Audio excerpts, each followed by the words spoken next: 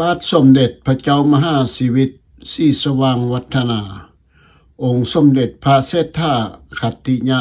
สุริยะวงศาภาคที่13ต่อจากภาคที่12สมเด็จเจ้าฟ้าสายศรีสว่างวัฒนาผู้อุทิศตนเพื่อประชาราษฎรและนับถือพระพุทธศาสนาสานิกชนอุทิศตนเพื่อเบาภัยราษฎรเคารพนับถือสัจธรรมและเพื่อความโปร่งใสในด้านพุทธศาสนานิกชนสานิกชนบ่ว่ายามได้เวลาได้พระองค์มักไว้วอนให้นำสันติภาพมีขึ้นแก่ในพระราชอาณาจักรลาวโดยไว้เพื่อสร้างสันติภาพมาสู่เอเชียอาคเนย์โดยเฉพาะในแหลมอินโดจีนความมุ่งหวังอันแห่งกามาสู่พระราชอาณาจักรลาวของพระองค์ในภายข้างหน้าเพื่อประชาราษฎรลาวทั้งชาติจะได้ทำมาหากินโดยสันติสุขตลอดไปถึงอย่างใดก็ดีสันติภาพจะเกิดขึ้นได้นั้นก็จะต้องมาจากความจริงใจของทุกฝ่ายที่เกี่ยวข้องทั้ง3ฝ่ายซ้ายกลางและขวานั่นเองภาพที่เห็นอยู่ในนี้ในกลางปี1956กับปี1963การแสดงให้เห็นว่าเสด็จประพาสทั้ง2ประเทศยักษ์ใหญ่ที่มีดินแดนติดกันในปี1956ประเทศอินเดียซึ่งมีพลเมืองล่วงล้ายและมีหลากหลายชนเผ่านับถือศาสนาที่แตกต่างกันภายใต้การปกครองตามระบอบประชาธิปไตยในประเทศนี้และต่อมาในปี1963ภายหลังพระราชอาณาจักรลาวประกาศถือเอาความเป็นกลางซึ่งในนามประเทศผู้คูสัญญาค้ำประกันให้ลาวเป็นกลางในปี1963ภายหลัง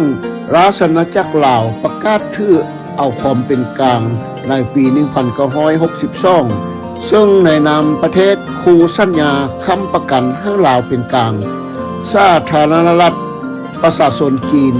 ก็แม่นสมาชิกของประเทศคูเซ็นสัญญาพระบาทสมเด็จเจ้าฟ้าศรีสว่างวัฒนาองค์สมเด็จพระเศรษฐาขัตติยะสุริยะวงศาในนามประมุขรัฐจึงได้เดินทางหรือเสด็จไปเยี่ยมยามและขอบใจแก่ประเทศคูสัญญาเพื่อเป็นการผูกสัมพันธไมตรีอันดีงามกับนานาประเทศ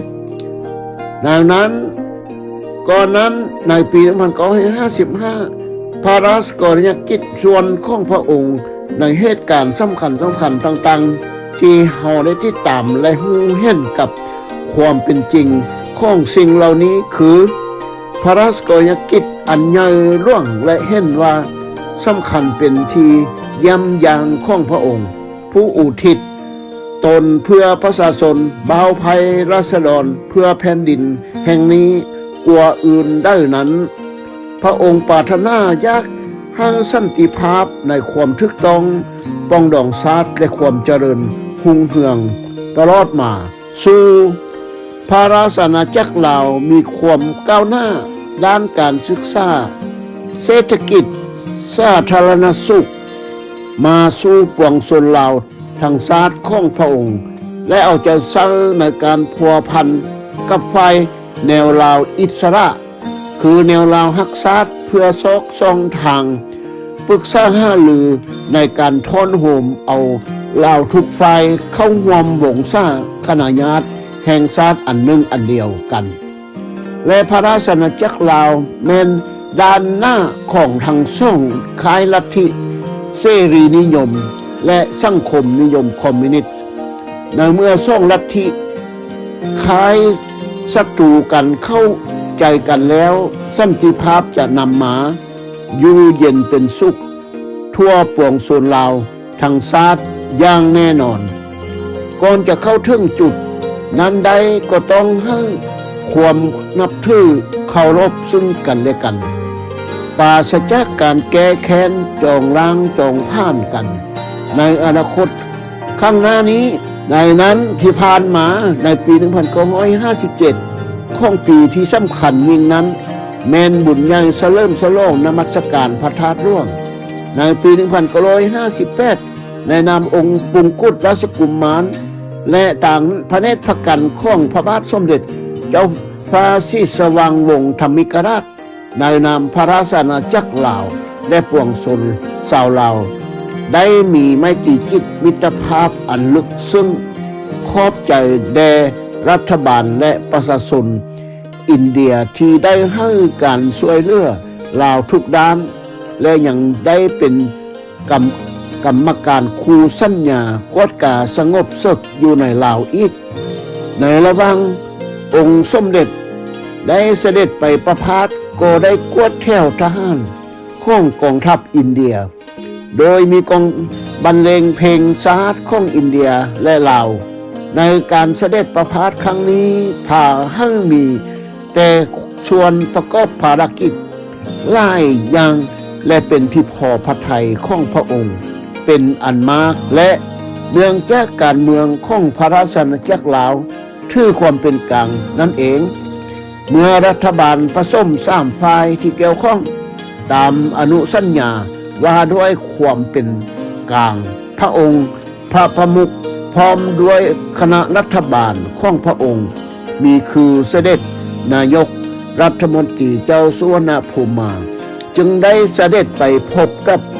นานาชาติเพื่อให้บรรดาประเทศคู่สัญญาดังกล่าวนั้นสนับสนุนเป็นสักขีพยานและเป็นจริงในความเป็นกลางอย่างเคร่งครัดท่านจูเอ็นไลนายกรัฐมนตรีของจีนคอมมิวนิสต์ก็ให้การต้อนรับอย่างอบอุ่นในฐานะแขกบ้านใกล้เฮือนเคียงหรือประเทศที่ใกล้เคียงกับประเทศของลาวและพร้อมยังเป็นสมาชิกกรรมการคู่สัญญาที่เซเนลเจนีวาในปี1942ที่มีไว้ให้กับลาวสำหรับประเทศใหญ่ประเทศหนึ่งในเอเชียภาพประวัติศาสตร์ที่ล้ำลึกจะลึกไว้ซึ่งพระองค์ทั้งสองยังคิดเป็นห่วงเป็นใยนำประชาชนบ่าวไพรัษฎรทุกเผ่าพันธุ์ผู้ยังกำลังยากให้ย้อนศึกสงครามอยู่ในพื้นแผ่นดินตอนนี้สงครามได้ทำลายและทำทุ่งให้ทุ่งนาที่พวกเขาได้ทำมาห้ากินที่ทุรกันดารอันนำมาซึ่งความด้อยการพัฒนาในปี1961นาทีอยู่ในงานพระราชพิธี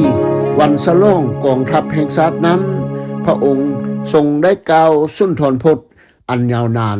เป็นสิ่งเหตุให้บรรดาเหล่าทหารห้านและพลเรือนพลตำรวจราชการและนิสิตนักศึกษาต่างๆได้พากันยืนตรงและบางส่วนก็พากันนั่งอยู่ตามแคมถนนหลวงสายนี้ยังขับขังอังโอ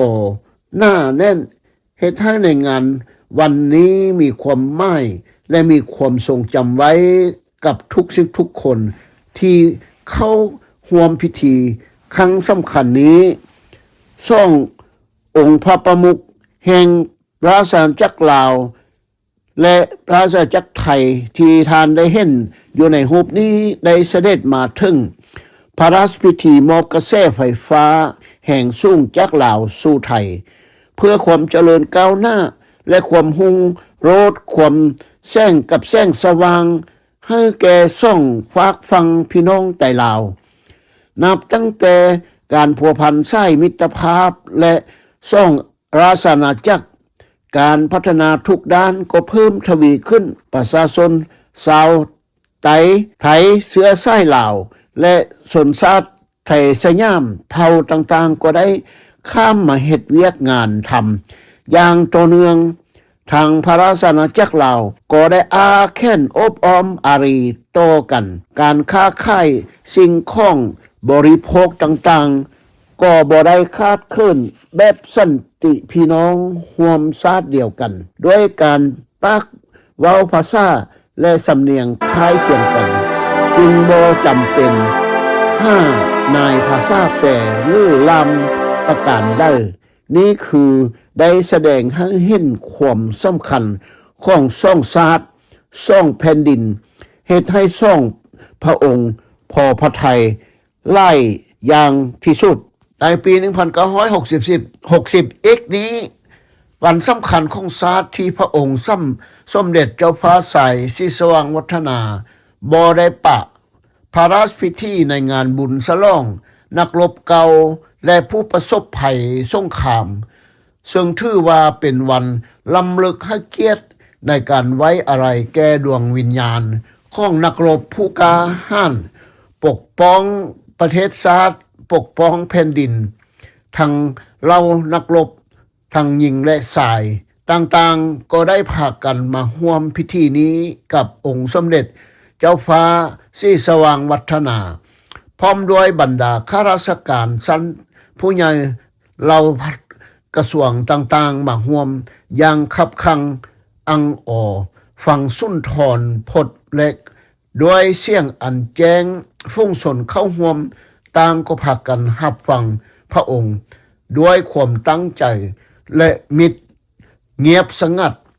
ของฟุ้งชนหลายพันหลายหมื่นคนในงานนั้นมีทั้งกลุ่มนิสิตนักศึกษาพากันร่วมเหล่าทหารของ นายและพลตำรวจนายและพล ราชการต่างๆพากันเดินส่วนสนามกอมกับเสียงกึกก้องอย่างน่าอัศจรรย์ที่เลยทีเดียวนี้เห็นได้เด่นสัตว์กว่าอื่นได้นั้นแถวข้าราชการและพลเรือนทุกภาคส่วนเกี่ยวข้องพากันเดินส่วนสนามอย่างยาวเหยียดจนสุดสายตาพากันย่างผ่านผ้ามใส่ให้พระองค์กับองค์อัครมเหสี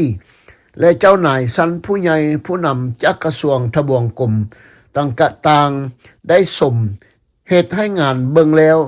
ยินดีสมซื่นมีความเบิกบานและงามตาจนเหตุให้งานดังกล่าวครั้งสำคัญนี้มีพ้นดีเด่นไปกว่างานใดๆในประวัติศาสตร์ของวันฉลองนักรบเก่าและวันที่ระลึกถึงภัยสงครามของลาวแห่งชาติครั้งนี้ส่วนหนึ่งที่เห็นเป็นประจักษ์นั้นก็มีมิตรภาพการร่วมมือระหว่างอเมริกันลาวได้เริ่มไข่สังกัดมาเพื่อสืบต่อสายผัวพันธ์มิตรภาพให้เข้มแข็งและมีความก้าวหน้าเจริญรุ่งเรืองท่านประธานาธิบดีสหรัฐจอห์น เอฟ เคนเนดีและเจ้าฟ้าศรีสว่างวัฒนาก็ได้ยืนตรงถ่ายรูปร่วมกันสายตาของทุกคนปวงชนทั่วโลกก็ได้เบิ่งติดตามอย่างสง่างามท่านประธานาธิบดีสหรัฐจอห์น เอฟ เคนเนดีออกมาต้อนรับองค์สมเด็จเจ้าฟ้าศรีสว่างวัฒนาและเจ้าสายสุวรรณภูมาแห่งลาวเข้าพบท่านประธานาธิบดีจอห์น เอฟ เคนเนดีในกรุงวอชิงตันในปี 1977 ภาพที่เห็นอยู่นี้เป็นหน้าสังเวชและคือเห็นในอดีตภายหลังได้มีการโค่นล้มยึดอำนาจจากสหพันธ์นักศึกษาและบรรดาองค์การจัดตั้งที่เอิ้นว่าพวก21องค์การในลาวพร้อมทั้งกลุ่มนิสิตนักศึกษาได้พร้อมเพียงกันเดินขบวนขับไล่ระบบเก่าอันที่ว่าเนาเหม็นพากันเรียกร้องแล้วจัดตั้งในระบบใหม่ว่าคนให้ถึงกกโลกให้ถึงหากแล้วนั้นพระองค์ข้ออยู่ธรรมดาสามัญชนแต่แล้วพวกแนวลาวอิสระหรือแนวลาวฮักชาติจึงได้สร้างสถานการณ์ขึ้น เพื่อจะได้นำตัวพระองค์พร้อมอัครมเหสีคำพุ้ยไปกักขังไว้ที่ศูนย์กักขังกันเมืองสำเตอแข้งหัวพันดังที่ได้เห็นภาพอันที่เศร้าสุดที่พระองค์นั่งนบ ไว้ในพระพุทธศาสนาทุกมื้อทุกวันมีเพียงแต่นบไว้ให้อยู่เป็นคนธรรมดาสามัญเหมือนพวกชนชาติลาวทั่วไป นับมาเป็นครั้งประวัติศาสตร์ที่พระองค์ได้เสด็จประพาสเมืองสำเนื้อแข้งหัวพันในปี 1975 พระองค์พร้อมด้วยอัครมเหสีได้เสด็จประพาสที่เมืองสำเนื้อโดยการเชื้อเชิญจากเจ้าสายแดงสุภานุวงศ์ในนามเป็นองค์ประธานคณะมนตรีประสมการเมืองที่เคียงคู่กับสภาผู้แทนราษฎรโดยบ่มีอำนาจใดๆที่จะแม่นทางประธานสภาผู้แทนราษฎรเป็นการร่วมมือกับคณะมนตรีก่อนจะเสด็จประพาสและสภารัฐมนตรี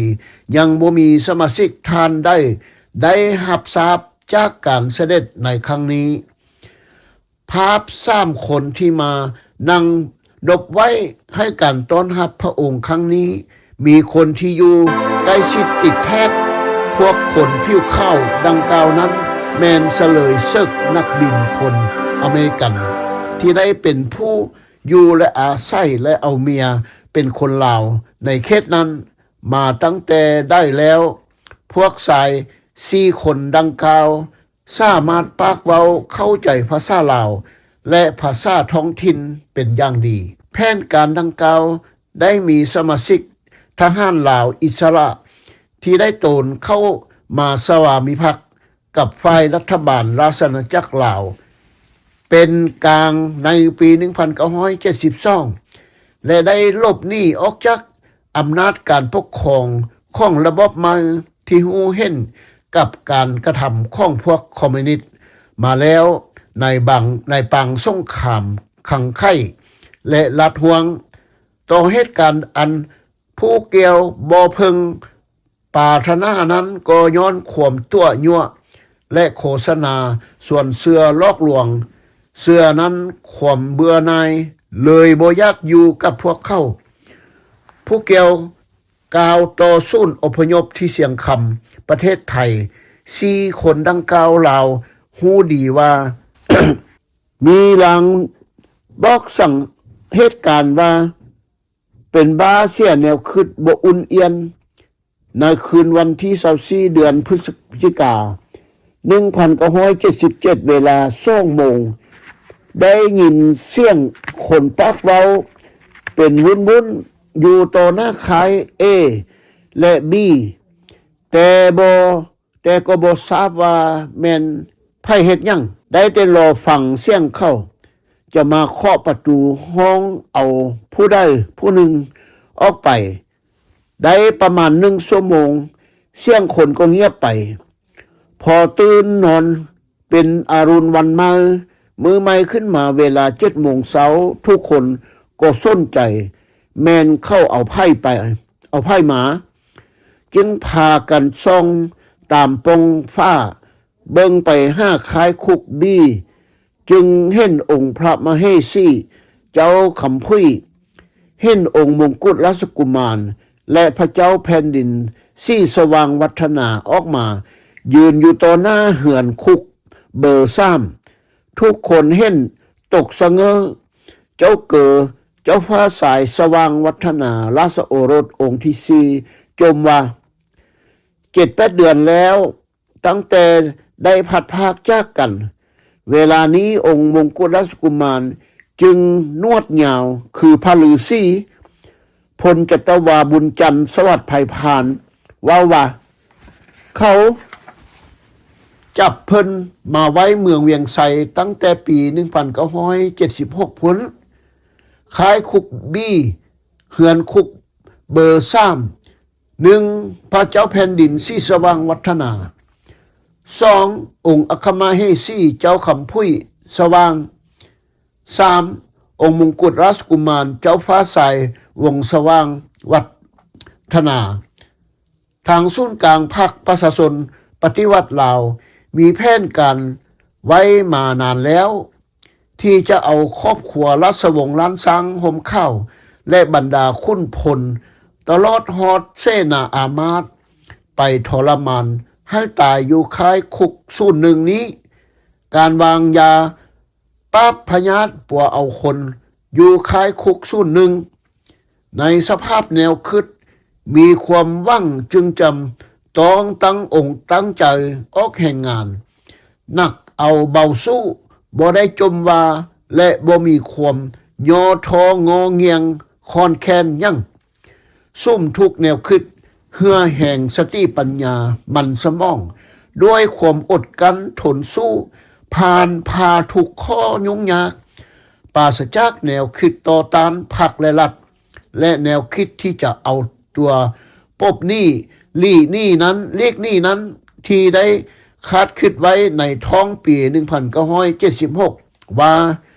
บ่โดนดอกอาจจะแม่นปี 1980 จะได้กลับลาวตาวคืน5ครอบครัวนั้นเลยกลายมาเป็นแนวคิดหมดความหวังที่จะได้มีชีวิตกลับคืนเห็นโลกกว้างพ่อในเขาทึกทรมานอยู่ศูนย์ดัดสร้างแก้แค้นบ้านเมืองแอดมีเสลยศึกบ้านนำบากได้เตือนพวกทึกสัมมนากรด้วยความหวังดีว่าอย่าให้ทึกจับเข้าคุกซบหาวจะเอาชีวิตรอดยากความกระวนกระวายในจิตใจของคนโทษทุกคนได้ทีบขึ้นสูงสุดจนเลือดขึ้นหัวเพื่อหาทางจะแก้ไขจะเฮ็ดแนวได้จึงจะเอาชีวิตรอดได้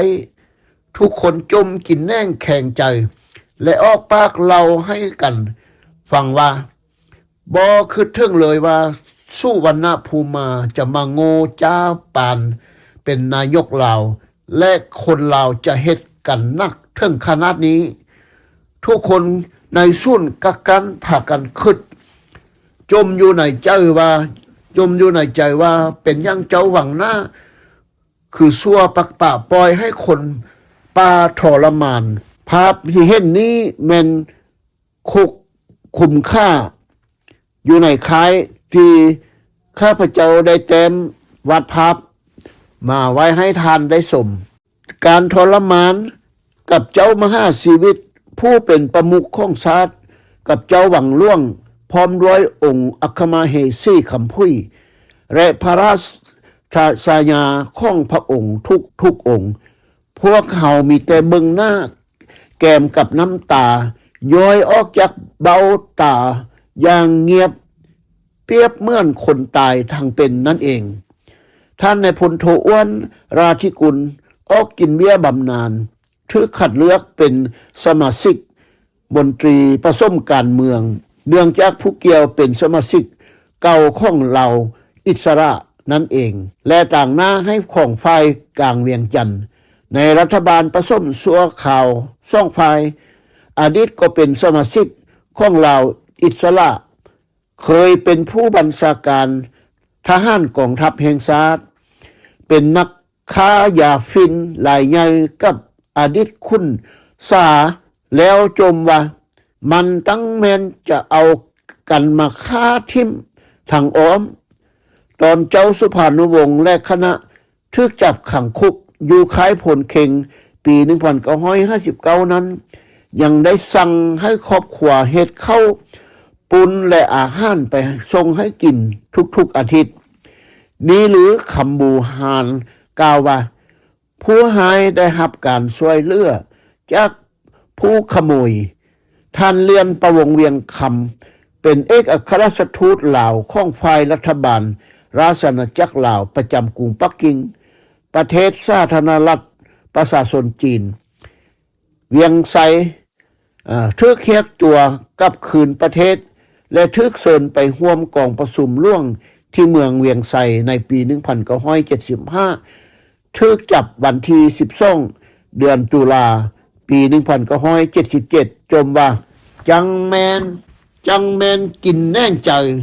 ไปข้อลี้ภัยการเมืองอยู่ประเทศฝรั่งเศสก็ดีแล้ว รูปภาพที่เห็นอยู่นี้ปรากฏว่าเพิ่นเขียนไว้ว่าคนป่าบ่มีการศึกษานี่คือคนลาวถือศาสนาพุทธมีแต่ความเมตตาปราณีต่อกันคน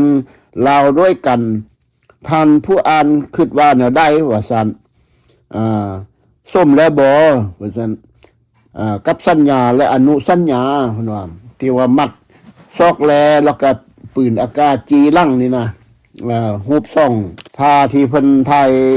ไว้นี่มีความหมายเด้นี่นะจังแม่นกินแน่งเจ๋อไปข้อลี้ภัยการเมืองอยู่ประเทศฝรั่งเศสก็ดีแล้วอันนี้มันคำเว้าของพญาเรือนประวงเวียงคำเอกอัครราชทูตราชอาณาจักรลาวประจำอยู่กรุงปักกิ่งว่าซั่นตอนเวลายังอยู่ปักกิ่ง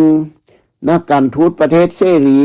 ก็ให้คำแนะนำแก่ตนเองบอกให้กลับคืนประเทศให้ข้อลี้ภัยการเมืองอยู่ประเทศใดประเทศหนึ่งรอถ้าสภาพดีแล้วจึงกลับคืนว่าซั่นอันนี้เพิ่นเสียงจมเพิ่นเว้าอยู่ในซุ่นกักขังเมืองสำเนื้อได้ทรงเพียงแต่ของมีค่าไปไว้ประเทศฝรั่งเศสเท่านั้นบ่คิดเลยว่าจะได้มาเข้าคุกแบบนี้ย้อนเสือฝั่งความแต่เจ้าสุวรรณภูมิมาผู้เดียวพญาเพ็งพงสวรรค์ขนาดคนใกล้ชิดก็ยังเสือแต่เสด็จนายกเข้าบ่เฮ็ดหยังให้ดอกว่าซานและจะบ่แตะต้องพระบาทสมเด็จพระเจ้ามหาชีวิตได้ดอกย่อให้เพิ่นเซ็นสัญญาต่างรับผิดชอบทุกอย่างของบรรหาบาดเข้าจับเพิ่นมาแล้วเจ้าสุวรรณภูมิมาซอยเพิ่นได้บ่ล่ะอันนี้มันคำถามของพญาเรือนประวงเวียงคำได้จุมให้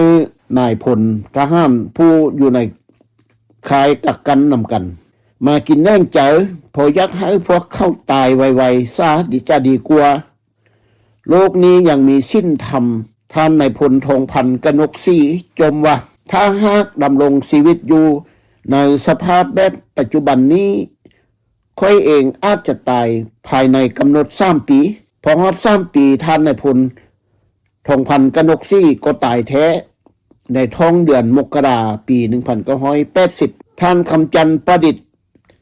อดีตเป็นเอกอัครราชทูตลาวของรัฐบาลพระราชอาณาจักรลาวประจำประเทศเครือจักรภพออสเตรเลียถูกเรียกตัวกลับคืนจากเจ้าสุวรรณภูมิมากลับคืนประเทศเถาะและถูกเชิญขึ้นไปร่วมกองประชุมร่วมที่เมืองเวียงไสในปี1975ถูกจับในวันที่12เดือนตุลาปี1977จมบ่าย้อนหักบ้านเกิดเมืองนอนและคิดว่าจะมีสันติภาพอันแท้จริงสรุปความแล้วการพัวพันระหว่างรัฐบาลราชจักรลาวเป็นกลางของเจ้าสุวรรณภูมิมาเป็นนายกรัฐมนตรีนับตั้งแต่ปี1962เป็นต้นมาจนถึง1975แนวลาวฮักชาติเวียดมินคอมมิวนิสต์กับประเทศสังคมนิยมอื่นๆนั้นเห็นได้อย่างจะแจ้งมาตลอดท่าแท้ของแนวคิดของกลุ่มการเมืองของเจ้าสุวรรณภูมิมาแม่นเพื่อใช้รัฐบาลราชอาณาจักรลาวเป็นกลางถือนโยบายเป็นกลางเป็นสนามรบทดลองอาวุธเข็นฆ่าประชาชนลาวอย่างโหดร้ายป่าเถื่อนกับพวกคณะการเมืองของแนวลาวอิสระแนวลาวฮักชาติโดยการลอกลวงประชาชนลาวและชาวโลกโฆษณาส่วนเชื่อว่าเข้ามาซอยประชาชนลาวเพื่อสันติภาพเอกราชเป็นกลางเอกภาพและวัฒนาท่าวรอันนี้มันตามคำเว้าเอกอังของเจ้าสายแดงสุภานุวงศ์ที่มาฮอดสนามบินวัดไตในมือแถลงการนั้นมีฟุ้งชนประชาชนและ21องค์การนิสิตนักศึกษานักเรียน ที่ฮู้ได้สลาดมีความฮู้เต็มตัวไปให้การต้อนรับอยู่สนามบินยังคับคั่งอังโอแต่ท่าแท้ของการฮู้หานประเทศลาวเสรีผู้หักห้อมสิทธิเสรีภาพอันแท้จริงนั้นก็พอเพียงแต่จะเอาประเทศลาวเป็นหัวเมืองขึ้นเป็นแนวรบด้านหน้าของค่ายสังคมนิยมคอมมิวนิสต์แบบลาวๆตำราใบสุดท้ายก็เพื่อหุกหานเข้าบรรดาประเทศในคุ้งเขตภาคพื้นเอเชียอาคเนย์เท่านั้นท่านคำจันทร์ประดิษฐ์กล่าวจมสู่พวกกักขังนำกันฟังอย่างเงียบๆอีกส่วนหนึ่งแผนที่บริเวณเมืองเวียงไซและจุดศูนย์กักขังของพวกนักโทษแก้แค้นแมนป้าพญาตปัวเอาคนมันก็จนข้องท้าแท้ของพวกการเมืองแก้แค้นอยู่ศูนย์กักกันแข่งหัวพันข้าพเจ้าข้อเก่าในนี้อีกเท่านึงว่าจะเว้าถึงการหับโทษโดยทางกงแบบแก้แค้นจากแนวคิดการเมืองที่แตกต่างกันนี้โดยทางกงและทางอ้อมของพวกข้าราชการการเมืองผู้เสียใส่และถูกจับตัวไปกักขังอยู่ศูนย์กักกันเพื่อดัดซังหรือแก้แค้นเพื่อว่าลบล้างให้ดับศูนย์ของพวกระบบเก่าในรัฐบาลเสรีในแข้งหัวพันและบอนอื่นๆทั่วประเทศผู้นำลาวในระบบเก่าราชจักรลาวเป็นกลางหลายคนนับตั้งแต่พระบาทสมเด็จเจ้ามหาชีวิตศรีสว่างวัฒนาลงมาฮอดรัฐมนตรีนายและพลทหารนายและพลตำรวจชั้นผู้ใหญ่ที่ได้ทึกเสือเสริญไปยามเขตปกครองของพวกแนวลาวอิสระหรือแนวลาวฮักษาตด้วยเกียรติแต่สุดท้ายก็ทึกกักตัวไว้โดยทางอ้อม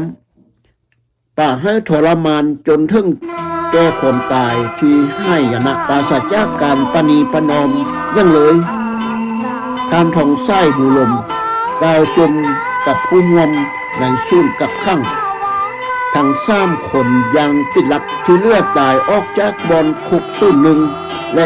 07ศพหาวจึงโอกาสนี้เราเรื่องของความเป็นจริงและชีวิตที่ทุกข์ยากลำบากมาให้ทานผู้อ่านได้ฟังและได้ยิน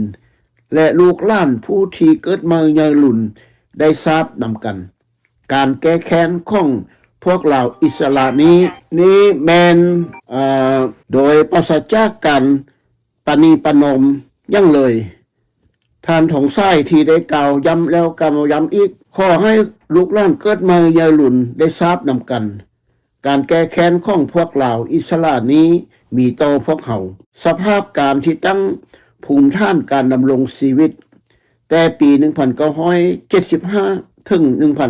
1976 ศูนย์กักกันในค่าย006แม้นเป็นค่ายสัพพทุกตั้งอยู่แคมป์น้ำแอดฝั่งขั้วระหว่างกลางบ้านเมืองแอดและบ้านนาคำเนื้อเมืองแอดประมาณ6 หลักกิโลเมตรตีนภูเข้ามีทางรถผ่านทางกลางคล้ายถึงบ้านนาคำมีลักษณะเป็นศูนย์กักกันเก่าเพราะเหือนที่เลื่อไว้ให้อยู่แม้นเป็นตูบสัวขาวมีป่าหญ้าขี้ล้อหญ้าคิวคนเวียงเอิญและเครือไม้หุ้มเป็นตูบกว้างประมาณ5x15 เมตรจึงทางเที่ยวทางกลางซ่องฝักข้างเป็นฮานนอนสูงประมาณ 0.8 คูณ2คูณ15 เมตรมีประตูออก2ด้านมุงด้วยหญ้าขาและแอมด้วยฟากไม้หกไม้ปองเสาไม้หกปุกเรียนเป็นแถวมีเฮือนครัวและบ่อนกินเข้ารวมปิดล้อมด้วยภูเขาสูงสันปกคลุมด้วยป่าทึบดงหน้าชาวบ้านเขตนี้ ไปตั้งบ้านใส่บ่ได้ทั้งสองฝากฟังแม่น้ำแอดเพราะมีพี่ผู้รบกวนและมักเกิดฟ้าผ่าพวกนักโทษแก้แค้นคายสูญซีก็ทึกฟ้าผ่าตายหลายหนึ่งในเวลาหลายปีต่อมาวางแผนป้องกัน3ชั้นทหารแขวง3หมวดรับผิดชอบคาย06ทหารเมืองรับผิดชอบตามหัวภูและเส้นทางสำคัญทหารกองร้อนรับผิดชอบท้องถิ่นบ้านไผ่บ้านเหล่าการจัดตั้งของพวกคอมมิวนิสต์มีไว้ดังนี้กภาคส่วนสำนักแนวราวฮักษารับผิดชอบรวมเท้ากิทุมมาลารับผิดชอบการเมืองเท้าส้มไม้บ่มีนามสกุลและเท้าตันสติเท้าคำพ่องและส่วนหนึ่งรับผิดชอบการทหารเท้าซิ่งรับผิดชอบเศรษฐกิจเท้าทองสมุทรที่ปรึกษาเท้าส้มว่างกำลังป้องกัน3หมวดประมาณ40คนอาวุธเบ้40มี4กระบอกและเบ้41มี1กระบอกปืนอากาศและเซกาเซครบมือทุกคนท่าทางองค์อาจปากแข้งบ่ยิ้มบ่หัวภาคส่วนสัพพทุกนักโทษกักกันจัดตั้งเป็นหมู่เป็นหมวดและคณะกองหมวดหนึ่งประมาณ30คนนอนที่พักเสาเฮือนหลังเดียวกัน6เดือนต้นยังเป็นภาคส่วนของไผ่ของมันคือภาคส่วนพลเรือนทหารตำรวจหลังจากนั้นจึงมีการซับซ้อนปนกันคณะรับผิดชอบกองฝ่ายโฆษณาส่วนเสื้อการเมืองนักโทษ1นายพลจัตวาบุญมาวงพระจันทร์2นายพลจัตวาการอินทรีเสียงไม้3นายพลจัตวาคำล้อมทองพันส่วนหมวดหมู่ก็แต่งตั้งคณะรับผิดชอบข้องไผ่มันเองส่วนไล่แมนเอาสัญญาเป็นหัวหน้าหมวดและหมู่การแต่งตั้งคณะรับผิดชอบทุกขั้นแม่นทางกองบัญชาการค่ายแนวราวฮักษาลาวอิสระบงการลงมาขอตาตารางเฮ็ดเวียกแต่ปี1975-1976 5 โมงตื่นนอนญาติเวลาเพิ่มพูนและปรับหน้าดินบอนปุกเหือน6 โมงล้างหน้าทายเครื่องนุ่งเตรียมออกแห่งงาน7 โมงเริ่มออกแห่งงานตามเวียกงานที่แบ่งปัน11:30 นาทีกลับคืนค้ายกินข้าวง่าย13 โมงเริ่มออกแห่งงานตอนบ่ายตามเวียกหับตอนเช้า17 โมงกลับคืนค้ายญาติเวลาเพิ่มพูนส่วนขวา18:30 กินข้าวแลง19 โมงรวมมวด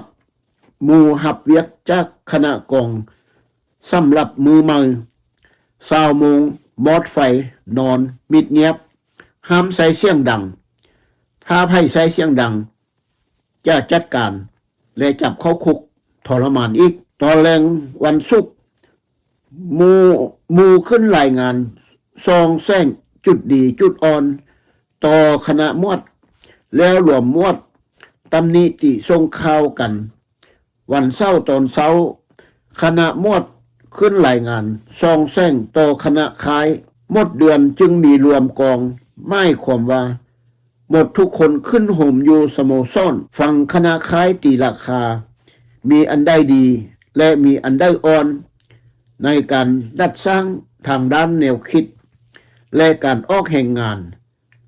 ไม่ล่าวัดแท้แมนเอาระเบียบคายขุมขังมาส้มเทียบใส่ภาคปฏิบัติระเบียบวินัยและตัวจริงการพักเว้าการออกแห่งงานและท่าทีกิริยาการไปมาต่างๆตลอดฮอดการกินการนอนถ้าจบแล้วกลับไปบ้านหรือรอดชีวิตไปได้ห้ามไปเป่าข่าวให้ยองแต่พักแต่รัดว่าดีทึ่งท่องจบฮอดวิชา จากมาตราและจากบทเรียนที่ให้จือจำให้มีแต่เว้าความดีใส่ผักและรัฐห้ามต่อตานใน3เดือนทำอิฐเขาห้ามทุกคนออกไก่วงรัศมีของค้าย500 เมตรให้ละเมิดบ่รับประกันความปลอดภัยเพราะอยู่ในบริเวณนี้มีแต่คุ้มควักฮาวล่าวแหลมและเศษระเบิดอเมริกาเอามาทิ้งใส่ในปางสงครามความจริงแล้วแม่นพวกเข้าคูให้ยานตอนลั่งมาพวกไปตัดไม้เครื่องเกือนถึงคูไก่คล้ายกับกัน06 5 หลักกิโลเมตรก็บ่เห็นมียั่งตามคำบอกเล่าของพวกเข้าโฆษณาส่วนเสือระบบการเมืองของพวกกักกันแก้แค้นการเมืองของแนวลาวอิสระหรือแนวลาวฮักษา